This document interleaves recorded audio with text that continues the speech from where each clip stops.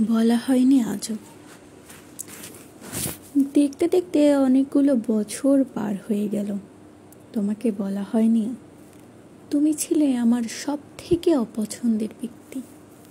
তবে কিছু কিছু বিষয় আমাকে ভাবাতো তুমি আমাকে চাও, তাই অন্য ছেলেপক্ষ আমাকে দেখতে আসবে এটা শুনে যখন আমার পরিবারের লোকেদের কাছে বলেছিলে ও আমার না হলে আমি ওকে কারোর হতে দেব না, দরকার হলে আমি ওকে বিয়ের পিঁড়ি থেকে তুলে নিয়ে যাব।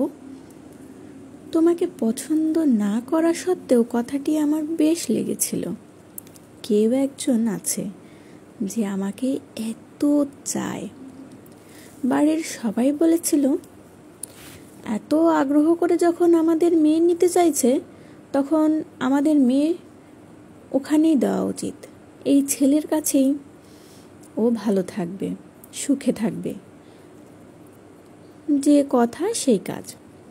আমাদের আশীর্বাদ ও এঙ্গেজমেন্ট দিন তুমি আমাকে দেখে এক অদ্ভুত রকমের হাসি হেসেছিলে। তোমার ওই হাসি দেখে আমার আরও রাগ হচ্ছিল।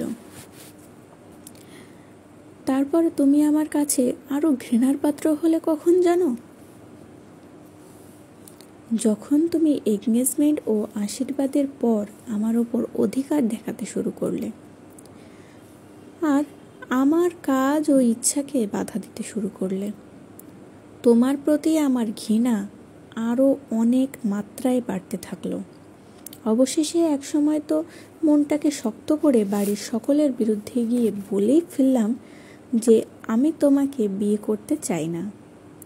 কিন্তু বাড়ির লোক আমার কোনো কথা না শুনে বিয়েটা দিয়েই দিল।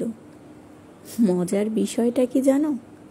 আগে তুমি আমার ওপর যে অধিকার চর্চা করতে সেগুলো আমার কাছে এখন ভালো লাগে, কিন্তু তখন একেবারেই ভালো লাগতো না।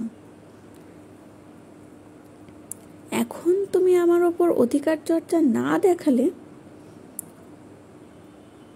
আমার ওপর পজিটিভ না হও, তখন খুব খারাপ লাগে। সংসারে জীবনে এত বছর পার করে এখন তোমাকে আই লাভ ইউ বলতে অস্বস্তি লাগে, কিন্তু আমি তোমাতেই আসক্ত।